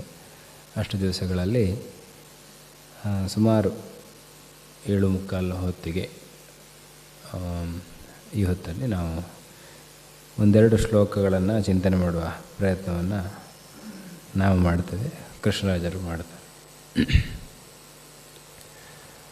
ಭಾಗವತದ ಮಹತ್ವ ಏನು ಅಂತ ಕೇಳಿದರೆ, ಆಚಾರ್ಯರು ಹೇಳಿದಂತೆ ಸದಾ ಸೇವ್ಯ ಅಂತ ಒತ್ತಿ ಮತ್ತೆ ಹೇಳ್ತಾ ಇದ್ದಾರೆ. ಸೇವೆ ಅಂತ ಹೇಳಿದರೆ ನಾವು ಅಂದ್ಕೊಳ್ತೇವೆ ಸಾಮಾನ್ಯವಾಗಿ, ನಮ್ಮಲ್ಲಿ ಸೇವೆ ಅಂದರೆ ಚೀಟಿ ಬರೆಸಿದರೆ ಸರಿ ಅಂತ ಇರುತ್ತೆ. ಒಂದು ಚೀಟಿ, ಒಂದು ಸೇವೆ ಮಾಡಿಸ್ಬೇಕು, ಭಾಗವತ ಸೇವೆ ಭಾಗವತ ಸೇವೆ ಅಂದರೆ ಭಾಗವತ ಕೇಳಬೇಕು ಅಂತಿಲ್ಲ. ಭಾಗವತ ಒಂದು ಮಾಡಿಸ್ಬೇಕು, ಯಾರ ಹತ್ರನೂ ಮಾಡಿಸ್ತಾರೆ, ಅವರು ಹೇಳೋರು ಹೇಳ್ತಾರೆ, ಎದುರುಗಡೆ ಕೂತಿದ್ರೆ ಅವ್ರ ಪುಣ್ಯ, ಇಲ್ಲದೆ ಹೋದರೆ ದೇವರು ಎದುರುಗಡೆ ಹೇಳೋದು, ಅದು ಅಂತ ಹಾಗಿರುತ್ತೆ. ಅದು ನಿಜವಾಗಿ ಸೇವೆ ಅಂತ ಹೇಳಿದರೆ ಭಜ ಸೇವಾಯಾಮ್ ಅಂತ ಭಜನೆ ಮಾಡಬೇಕು. ಆ ಭಗವನ್ ನಾಮ ಸ್ಮರಣೆ ಬಾಯಲ್ಲಿ ಬರಬೇಕು. ಭಗವಂತನ ಸೇವೆ ಮಾಡಲಿ ಕೈ ಹೊತ್ತು ಕಾಲು ಹೊತ್ತೋದೆಲ್ಲ ಮಾಡಲಿಕ್ಕೆ ಆಗಲ್ಲ. ಅಂಥ ಸೇವೆಗಳೆಲ್ಲ ಅವಕಾಶ ಇಲ್ಲ. ಯಾಕಂದರೆ ಭಗವಂತನಿಗೆ ಕೈ ಕಾಲುಗಳು ಎಲ್ಲಿ ಕೈ ಎಲ್ಲಿ ಕಾಲು ಅಂತ ಹುಡ್ಕೋದು. ಎಲ್ಲ ಕಡೆ ಕೈ, ಎಲ್ಲ ಕಡೆ ಕಾಲು, ಎಲ್ಲ ಕಡೆ ತುಂಬಿದ್ದಾನೆ. ಮತ್ತು ನಮ್ಮ ಕೈ ಕಾಲುಗಳಿಂದ ಏನು ಮಾಡಬೇಕು, ನಮಗೆಲ್ಲ ಎಲ್ಲವೂ ಕೂಡ ಒಂದಿಷ್ಟೇ ಜಾಗ ನಮಗೆ ವ್ಯಾಪ್ತಿ ಇರೋದು. ಅದನ್ನು ಮೀರಿ ನಮಗೇನು ಮಾಡಲಿಕ್ಕಾಗಲ್ಲ. ಕರ್ತುಂ ಅನ್ಯಥಾ ಕರ್ತುಂ ಇಂಥದ್ದೆಲ್ಲ ವಿಷಯಗಳು ಭಗವಂತನಿಗೆ ಮಾತ್ರ ಸಾಧ್ಯವಾಗುವಂಥದ್ದು. ಎಲ್ಲೆಡೆ ಇದ್ದಾನೆ ಭಗವಂತ. ಮತ್ತು ನಮ್ಮ ಏನೋ ನಿವೇದನೆ ಮಾಡ್ತೇವೆ, ಒಂದು ಇದರಿಂದಲೇ ನಾವು ಅರ್ಥ ಮಾಡಿಕೊಳ್ಬೇಕು. ಸಾಮಾನ್ಯವಾಗಿ ಕೆಲವರ ಪ್ರಶ್ನೆಗಳಿರ್ತದೆ, ಏನದು ಎಲ್ಲ ನೈವೇದ್ಯ ಅಂಥೇಳಿ ಎಲ್ಲ ಆಹಾರಗಳನ್ನೆಲ್ಲ ಭಗವಂತನಿಗೆ ನೈವೇದ್ಯ ಮಾಡಬೇಕು, ಕಲ್ಲೇನು ತಿಂತದ ಅದನ್ನು ಅಂತೆಲ್ಲ ಪ್ರಶ್ನೆಗಳಿರ್ತದೆ. ಇದು ಸಾಮಾನ್ಯ ಬಾಲಿಶವಾದ ಪ್ರಶ್ನೆಗಳು. ಯಾಕೆಂದರೆ ಕಲ್ಲು ಒಂದು ಪಕ್ಷ ತಿನ್ನೋದಾದರೆ ನಾವು ಇಡೋದಿಲ್ಲ, ಅದೊಂದು ವಿಷಯ. ಮತ್ತೊಂದು, ಅವನಿಗೆ ನಾವು ಕೊಡುವ ಒಂದು ಬಾಳೆಹಣ್ಣಿಂದ ಅಥವಾ ಒಂದು ಕಾಯಿಯಿಂದ ಹೊಟ್ಟೆ ತುಂಬ್ತದೆ, ನಾವು ಹೇಳ್ದಂಗೆ ಕೇಳ್ತಾನೆ ಅಂದರೆ ಅವನು ದೇವರಾಗಲಿಕ್ಕೆ ಹೇಗೆ ಸಾಧ್ಯವೇ ಇಲ್ಲ. ನೀವು ದಿನ ನೈವೇದ್ಯ ಮಾಡಬೇಕು, ನೈವೇದ್ಯ ಮಾಡಿದರೆ ಮಾತ್ರ ಒಂದಿಷ್ಟು ಫಲ ಸಿಗ್ತದೆ, ಇಲ್ಲದೇ ಇಲ್ಲ. ಇದು ನಮ್ಮ ನಾವು ಯಾರನ್ನಾದರೂ ಒಬ್ಬರನ್ನು ಸಂಬಳಕ್ಕೆ ಇಲ್ಲಿ ಬಾ, ನಿನಗೆ ಇಷ್ಟು ಕೊಡ್ತೇನೆ ನಾನು ದುಡ್ಡು, ಇಷ್ಟು ನೀನು ಕೆಲಸ ಮಾಡಬೇಕು, ಇದಕ್ಕೂ ಏನು ವ್ಯತ್ಯಾಸವೇ ಇಲ್ಲ. ಹಾಗಾದರೆ ಅದರ ಹಿಂದೆ ಬೇರೆ ಏನೋ ಅರ್ಥ ಇದೆ ಅಂತ ಅರ್ಥ. ನೈವೇದ್ಯ ಮಾಡಬೇಕು ಅಂದರೆ ಬೇರೆ ಏನೋ ಅರ್ಥ ಇದೆ. ಏನು ನಿವೇದನೆ ಅಂದರೆ ಅವನಿಗೋಸ್ಕರ ನಿವೇದನೆ ಅಲ್ಲ, ತಿನ್ನುವ ಮುಂಚೆ ಇದು ನೀನು ಕೊಟ್ಟದ್ದು ಅಂತ ನಮಗೆ ಜ್ಞಾಪಕ ಬರಲಿಕ್ಕಾಗಿ ಆ ವಿಷಯಗಳೆಲ್ಲ ಇದೆ. ಅದು ಬಿಟ್ಟು ಅದರ ಹೊರತಾಗಿ ಅವನಿಗೋಸ್ಕರ ಅಲ್ಲ, ನಮಗೋಸ್ಕರ ಅಂತ ಅರ್ಥ. ಹಾಗಾಗಿ ಇಂಥದ್ದನ್ನೆಲ್ಲ ಅರ್ಥ ಮಾಡ್ಕೊಳ್ಳಿಕ್ಕಾಗದೆ ನೀವು ದೇವರ ಪೂಜೆ ಮಾಡೋದು, ಕಲ್ಲಿನ ಪೂಜೆ ಮಾಡೋದು, ಇದೆಲ್ಲ ವ್ಯರ್ಥ, ಅದನ್ನು ಹಾಳು ಮಾಡ್ತೀರಿ, ಇದನ್ನು ಹಾಳು ಮಾಡ್ತೀರಿ ಅಂತ ಹೇಳೋದು, ಇದೆಲ್ಲವೂ ಕೂಡ ಅಸಂಬದ್ಧವಾದ್ದು. ಯಾವುದೂ ಕೂಡ ಹಾಳಾಗೋದಿಲ್ಲ. ಪಂಚಾಮೃತ ಮಾಡಿದರೆ ಅದನ್ನು ಮತ್ತೆ ಎಲ್ಲ ತೆಗೆದು 100 ಜನಕ್ಕೆ ಕೊಡ್ತೇವೆ. ಹಾಗಾಗಿ ಪಂಚಾಮೃತ ವ್ಯರ್ಥ ಅಲ್ಲ. ಆದರೆ ಸಾಲಿಗ್ರಾಮ ಶಿಲೆಯ ಮೇಲೆ ಅದರ ಅಭಿಷೇಕ ಆಗಿರೋದ್ರಿಂದ ವಿಶೇಷ ಅಲ್ಲಿ ಸನ್ನಿಧಾನ ಇದೆ. ಮತ್ತು 4-5 ಬಗೆಯ ಮಿಶ್ರಣಗಳಾದ್ದರಿಂದ ಶುದ್ಧ ಜೇನು ಆರೋಗ್ಯಕ್ಕೆ ಒಳ್ಳೆಯದು, ಒಳ್ಳೆಯ ಬಾಳೆಹಣ್ಣು ಇದೆಲ್ಲ ಆರೋಗ್ಯಕ್ಕೆ ಒಳ್ಳೆಯದು. ಅದು ಬಿಟ್ಟು ನಾವು ಏನೇನೋ ತಿಂದು ನಮ್ಮ ಆರೋಗ್ಯ ಸರಿ ಇಲ್ದಂಗೆ ನಾವು ಮುಂಚೆನೇ ಮಾಡಿಕೊಂಡು ಆಮೇಲೆ ಅದು ತೊಗೊಂಡ್ರೆ ಶುಗರ್ ಬರುತ್ತೆ ಅಂದರೆ ಅದು ಅವ್ರ ತಪ್ಪಲ್ಲ, ಅದು ಯಾರ ವ್ಯಕ್ತಿ ಇದ್ದಾನೋ ಅವನದ್ದೇ ತಪ್ಪು, ಶಾಸ್ತ್ರಕಾರರ ತಪ್ಪಲ್ಲ. ಹಾಗಾಗಿ ನಿವೇದನೆ ಇದಕ್ಕೊಂದು ಅರ್ಥ ಇದೆ, ಅದನ್ನು ತಿಳಿಬೇಕು. ಇಲ್ಲ ತುಂಬ ಭಕ್ತಿ ಇದೆ ನನಗೆ, ನಾವೆಲ್ಲ ಇಲ್ಲೇ ದೂರದಲ್ಲಿ ನಮಸ್ಕಾರ ಮಾಡಿದರೆ ನನಗೆಲ್ಲ ಸಿದ್ಧಿ ಆಗುತ್ತೆ, ಅದೆಲ್ಲ ಸುಮ್ಮನೆ ಅವರಿಗೆ ಮಾಡದೇ ಇರೋದನ್ನು ನಾವು ಸರಿ ಇದ್ದೇವೆ ಅಂತ ಹೇಳ್ಕೊಳ್ಳಿಕ್ಕೆ ಮಾಡುವ ವಾಕ್ಯಗಳಷ್ಟೇ. ನನಗೆ ತುಂಬ ಆಟ ಬರುತ್ತೆ, ಚೆನ್ನಾಗಿದೆ, ಒಲಿಂಪಿಕ್ಸಿಗೆ ಹೋಗಲ್ಲ, ಇಲ್ಲೇ ಮೆಡಲ್ ತಂದು ಕೊಡಿ ಅಂದರೆ ಯಾರೂ ಕೊಡೋಲ್ಲ. ನಾವು ಹೋಗಬೇಕು, ಆಡಬೇಕು, ಆವಾಗಲೇ ಮೆಡಲ್ ಬರ್ತದೆ. ಹಾಗಾಗಿ ಅದೆಲ್ಲ ಇರಲೇಬೇಕಾದ್ದು. ಹೀಗೆ ಸದಾ ಸೇವ್ಯ ಸೇವೆ ಅಂದರೆ ಅವನಿಗೋಸ್ಕರ ಅಲ್ಲ, ಅವನ ಕೈಕಾಲು ಹೊತ್ತುವಂಥ ಸೇವೆ ಅಲ್ಲ, ನಾವು ನೆನಪು ಮಾಡಿಕೊಳ್ಳೋದು ಒಂದು ದೊಡ್ಡ ಸೇವೆ. ಹಾಗಾಗಿ ನಮಗೋಸ್ಕರನೇ ನಾವು ಇದನ್ನೆಲ್ಲ ಮಾಡಬೇಕು. ಶ್ರೀಮದ್ ಭಾಗವತಿ ಕಥಾ, ನಾವು ಬೇರೆ ಬೇರೆ ಅಭಿಷೇಕಗಳನ್ನು ಮಾಡಬಹುದು, ಇನ್ನೊಂದೇನೋ ಮಾಡಬಹುದು. ಆದರೆ ಅರ್ಥ ಗೊತ್ತಿಲ್ಲದೆ ಮಾಡಿದರೆ ಅದು ಪ್ರಯೋಜನ ಇಲ್ಲ. ಹಾಗಾಗಿ ಅರ್ಥ ತಿಳ್ಕೊಳ್ಬೇಕಾದ್ರೆ ಈ ಕಥೆಗಳನ್ನೆಲ್ಲ ತಿಳ್ಕೊಳ್ಬೇಕು. ಹಾಗಾಗಿ ಜ್ಞಾನಪೂರ್ವಕವಾಗಿ ಮಾಡುವ ಕ್ರಿಯೆಗೆ ಅದು ಮುಕ್ತಿ ಸಾಧನ ಅಂತ ಹೇಳಿದ್ದಾರೆ ಹಿರಿಯರಾದ್ದರಿಂದ ಜ್ಞಾನಪೂರ್ವಕವಾಗಿ ಕ್ರಿಯೆ ಮಾಡಬೇಕು. ಅದಕ್ಕೋಸ್ಕರ ಈ ಕಥೆಗಳನ್ನೆಲ್ಲ ಕೇಳಬೇಕು. ಹಾಗಾಗಿ 2 ಕೆಲಸಗಳು ಒಟ್ಟಿಗೆ ಬಂದರೆ, ಒಂದು ಪೂಜೆ, ಒಂದು ಪ್ರವಚನ ಅಂತಿದ್ದರೆ, ಶಾಸ್ತ್ರಕಾರರ ಮಹತ್ವ ಕೊಟ್ಟದ್ದು ಪೂಜೆಯನ್ನು ಸಂಕ್ಷಿಪ್ತ ಮಾಡು, ಚಿಕ್ಕದು ಮಾಡು, ಆನಂತರ ಪ್ರವಚನಕ್ಕೆ ಹೋಗು.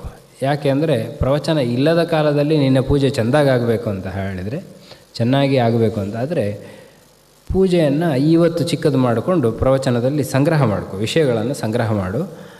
ಆ ಸಂಗ್ರಹ ಮಾಡಿದ ವಿಷಯವನ್ನು ಅನುಸಂಧಾನ ಮಾಡ್ತಾ ಪೂಜೆ ಮಾಡಲಿಕ್ಕೆ ಮುಂದೆ ಅನುಕೂಲ ಆಗ್ತದೆ ಅಂತ. ಆದ್ದರಿಂದ ಸದಾಸೇವ್ಯ ಭಾಗವತೀ ಕಥಾ ಯಸ್ಯಾಹ ಶ್ರವಣ ಮಾತ್ರೇಣ, ಯಾವುದರ ಶ್ರವಣ ಮಾತ್ರದಿಂದ ಹರಿಚಿತ್ತಂ ಸಮಾಶ್ರಯೇತ್, ಭಗವಂತನ ಭಗವಂತನನ್ನು ಸಮಾಶ್ರಯ ಅದು ಹೇಳಬಹುದು. ಅದೇ ರೀತಿ ಅಭಿಪ್ರಾಯಗಳು, ಭಗವಂತ ಯಾಕಾಗಿ ಸೃಷ್ಟಿ ಮಾಡಿದ್ದಾನೆ, ಈ ಎಲ್ಲ ಅಭಿಪ್ರಾಯಗಳು ಕೂಡ ಅದು ಗೊತ್ತಾಗ್ತದೆ ಸಾಧಕನಿಗೆ.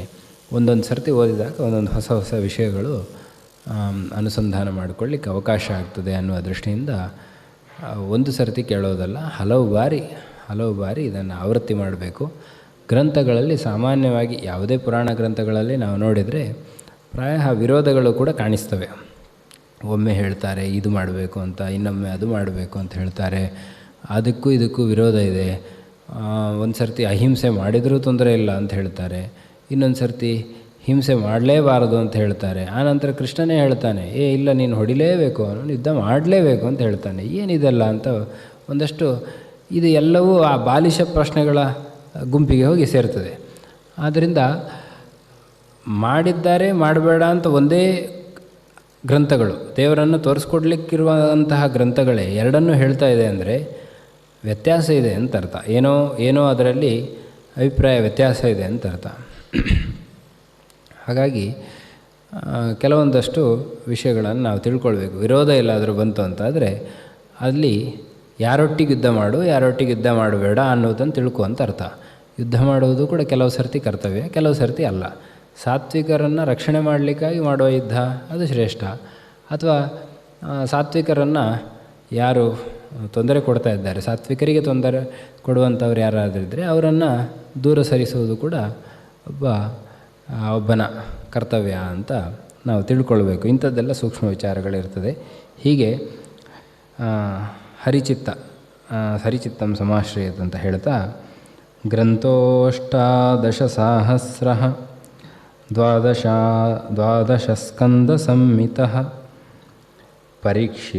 ಪರೀಕ್ಷಿಚ್ಚುಕ ಸಂವಾದ ಶೃಣು ಭಾಗವತಂ ಚ ತತ್. ಈ ಭಾಗವತ ಎಲ್ಲಿಂದ ಬಂತು ಅಂತ ಹೇಳುವಾಗ ಇದನ್ನು ಹೇಳ್ತಿದ್ದಾರೆ. ಪರೀಕ್ಷಿತ್ ಮತ್ತು ಶುಕರ ಸಂವಾದದಿಂದ ಭಾಗವತ ಬಂದಿದೆ, ಅದನ್ನು ಶೃಣು ಅಂತ ಕೇಳಬೇಕು ಅಂತ. ಇದೆಲ್ಲ ಪದ್ಮಪುರಾಣದಲ್ಲಿ ಬಂದಂತಹ ವಿಷಯಗಳು. ಅದರಲ್ಲಿ 18 ಸಹಸ್ರ ಅಂತ ಹೇಳ್ತಿದ್ದಾರೆ, 18,000 ಶ್ಲೋಕಗಳು ಅಲ್ಲಿ ಇದ್ದಾವೆ. 12 ಸ್ಕಂದಗಳಿಂದ ಕೂಡಿದ್ದಾಗಿದೆ ಅಂತೆಲ್ಲ ಹೇಳ್ತಿದ್ದಾರೆ. ಹೀಗೆ ಬೇರೆ ಬೇರೆ ಇನ್ನೂ ಸುಮಾರು ಶ್ಲೋಕಗಳಲ್ಲಿ ಗ್ರಂಥದ ಮಹತ್ವವನ್ನು ತಿಳಿಸ್ತಿದ್ದಾರೆ. ಈ 13 ದಿವಸದಲ್ಲಿ ಗ್ರಂಥದ ಮಹತ್ವ ದಿನ 1-2 ಶ್ಲೋಕಗಳನ್ನು ನೋಡ್ತಾ ಒಂದೊಂದು ಸ್ಕಂದದ ಒಂದು ಶ್ಲೋಕ ಅಥವಾ ಅರ್ಧ ಶ್ಲೋಕವನ್ನು ನಿತ್ಯ ನಾವು ನೋಡುವಂತಹ ಪ್ರಯತ್ನವನ್ನು ಮಾಡೋಣ. ಇವತ್ತು 1ನೇ ಸ್ಕಂದದ ಒಂದು ಶ್ಲೋಕವನ್ನು ನಾವು 1-2 ಶ್ಲೋಕಗಳನ್ನು ನೋಡೋಣ. ಅದರಲ್ಲಿ ಈ ಭಾಗವತ ಬರಲಿಕ್ಕೆ ಕಾರಣವಾದ್ದು ಪರೀಕ್ಷಿತ ರಾಜ ಗೊತ್ತಿದೆ. ಪರೀಕ್ಷಿತ ರಾಜ ಹೋಗಿದ್ದಾನೆ, ಆ ಕಥೆಯೆಲ್ಲ ನಿಮಗೆ ಗೊತ್ತಿದೆ. ಅಲ್ಲಿ ಶೃಂಗಿ ಅವನೊಂದು ಶಾಪ ಕೊಡ್ತಾನೆ.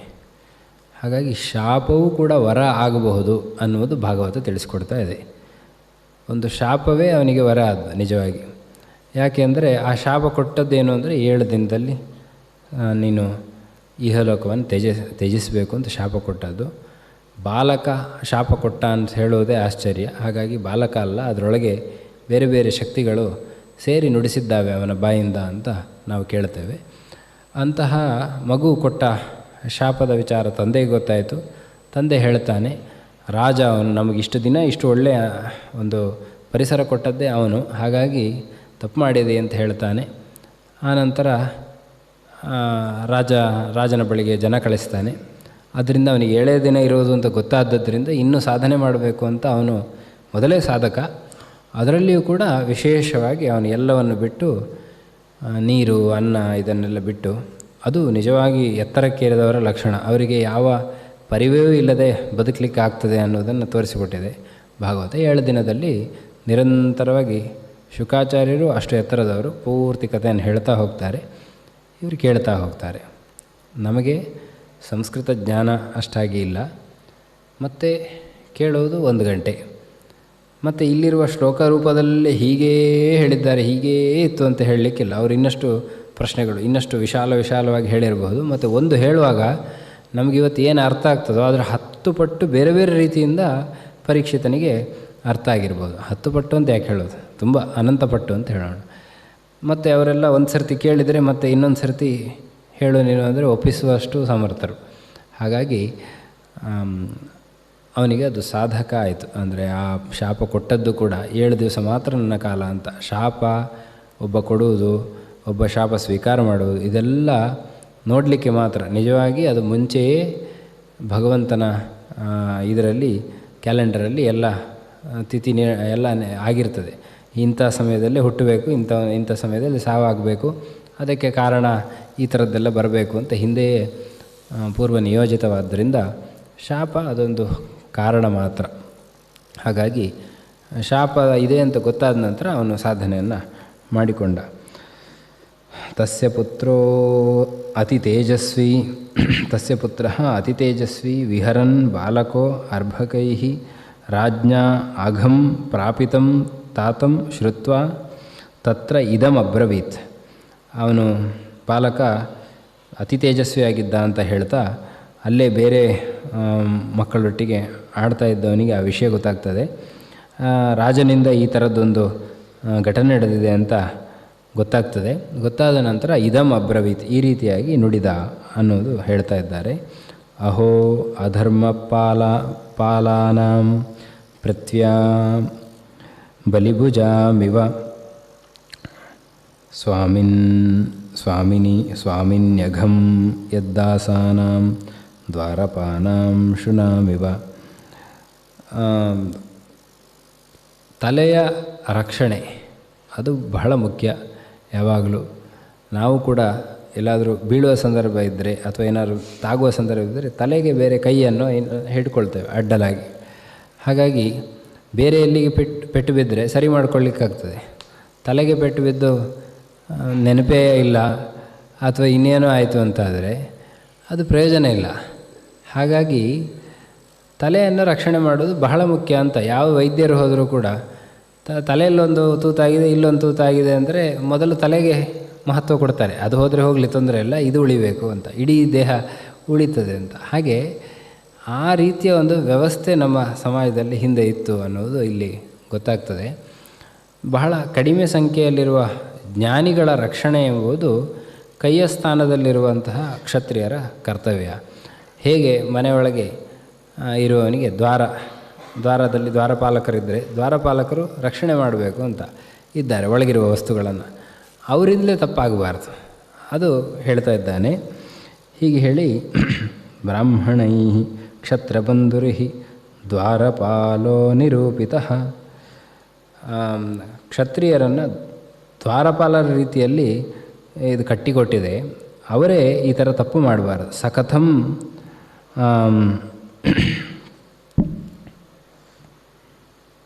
ತದ್ಗೃಹೇ ದ್ವಾಸ್ತಃ ಸಭಾಂಡಂ ಭೋಕ್ತುಮರ್ಹತಿ. ಅವನೇ ತಿಂದರೆ ಹೇಗೆ, ಅವನೇ ರಕ್ಷಣೆ ಮಾಡುವವನೇ ಹಾಳು ಮಾಡಿದರೆ ಹೇಗೆ? ಹಾಗಾಗಿ ಅವನು ತುಂಬ ತಪ್ಪು ಮಾಡಿದ್ದಾನೆ. ಇಂತಹ ಜ್ಞಾನಿಗಳು ನನ್ನ ತಂದೆ ಇಷ್ಟು ತಪಸ್ಸಿನಲ್ಲಿ ತೊಡಗಿದ್ದಾರೆ. ಯಾಕಾಗಿ ತೊಡಗಿದ್ದಾರೆ?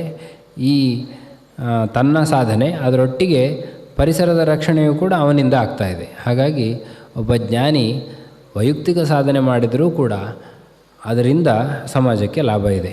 ಆ ವಿಷಯವನ್ನು ಇಲ್ಲಿ ತಿಳಿಸ್ಕೊಟ್ಟು ಶೃಂಗಿ ಅದನ್ನು ತಿಳಿಸ್ಕೊಟ್ಟು ಹೇಳ್ತಾನೆ, ಮುಂದೆ ಮಾತು ಹೇಳ್ತಾನೆ. ಕೃಷ್ಣೇ ಗತೆ ಭಗವತಿ ಶಾಸ್ತರಿ ಉತ್ಪತಗಾಮಿನಾಂ ತಾನ್ ಭಿನ್ನ ಸೇತೂನ್ ಅದ್ಯ ಅಹಂ ಶಾಸ್ಮಿ ಪಶ್ಯತ ಮೇ ಬಲಂ ಅಂತ. ನನ್ನ ಬಲವನ್ನು ನೀವು ನೋಡಿ ಅಂತ ಹೇಳಿ ಮಗು ಶುರು ಮಾಡಿಕೊಳ್ತಾನೆ.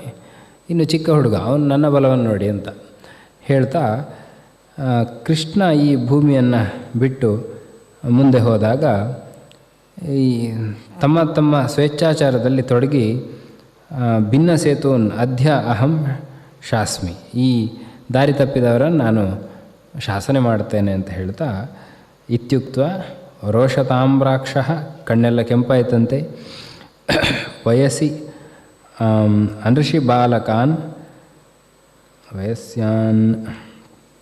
ಋಷಿ ಬಾಲಕಾನ್, ಅದೇ ಆ ಅವರ ಸಮಾನ ವಯಸ್ಕರಿದ್ದಾರಲ್ಲಿ ಋಷಿಗಳ ಮಕ್ಕಳು, ಅವರ ಎದುರುಗಡೆ ಇವನು ಕೌಶಿಕಿ ಉಪಸ್ಪೃಶ್ಯ ವಾಗ್ವಜ್ರಂ ವಿಸಸರ್ಜ, ಅವನು ತನ್ನ ಮಾತು ಅದು ವಾಗ್ವಜ್ರ ಅಂತ ಹೇಳಿದರು. ಅವನು ನೀರಲ್ಲಿ ಆಚಮನೆ ಅದನ್ನು ಮಾಡ್ತಾ ಮಂತ್ರಗಳನ್ನೆಲ್ಲ ಹೇಳಿ ಆ ನಂತರ ಅವನು ವಾಗ್ವಜ್ರವನ್ನು ವಿಸರ್ಜನೆ ಮಾಡಿದನು ಅಂತ ಆ ಮಾತನ್ನು ಹೇಳಿದ ಅಂತ. ಹೀಗೆ ಅವನಿನ್ನೂ ಚಿಕ್ಕ ಹುಡುಗ, ಅವನ ತಪಸ್ಸೆಷ್ಟೋ ಗೊತ್ತಿಲ್ಲ, ಆದರೆ ಅವನ ಮಾತು ಸತ್ಯ ಆಯಿತು. ಅಂದರೆ ಇದರಲ್ಲಿ ಒಳಗಡೆ ದೇವತಾಶಕ್ತಿಗಳು ಅವನಿಂದ ನುಡಿಸಿದವು ಅನ್ನೋದನ್ನು ಮುಂದೆ ಹೇಳ್ತಾರೆ. ಅಂತೂ ಆ ಶಾಪ ಎಂಬುದು ಅದು ವರವಾಗಿ ಪರಿಣಾಮ ಆಯಿತು. ನೋಡಲಿಕ್ಕೆ ನಮಗೆ ಶಾಪ ಅಂತ ಕಂಡರೂ ಕೂಡ ಅದರಿಂದ ಆ ಮಾಹಿತಿ ಸಿಕ್ಕಿದ್ದರಿಂದ ಪರೀಕ್ಷಿತನಿಗೆ ಒಂದು ಸಾಧನೆ ಮಾಡಲಿಕ್ಕೆ ಅವಕಾಶ ಆಯಿತು. ಇದೆಲ್ಲ ಯಾಕೆ ಆಯಿತು ಅಂದರೆ ಅವನ ಹಿಂದಿನ ಸುಕೃತಗಳು.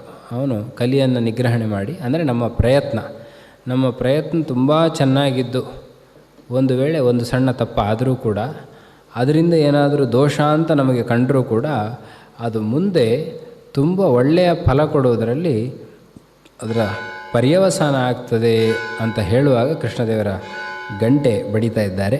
ಮತ್ತೆ ನಾಳೆ ಸೇರಿದಾಗ ಮತ್ತೆ ಮುಂದಿನ ಚಿಂತನೆಯನ್ನು ನಡೆಸೋಣ ಅಂತ ಹೇಳ್ತಾ, ದೇವರ ಚಿತ್ತಕ್ಕೆ ಬರಲಿ ಅಂತ ಹೇಳ್ತಾ ಎರಡು ಮಾತನ್ನು ಕೃಷ್ಣಾರ್ಪಣಮಸ್ತು. ಹರೇ ನಮಃ.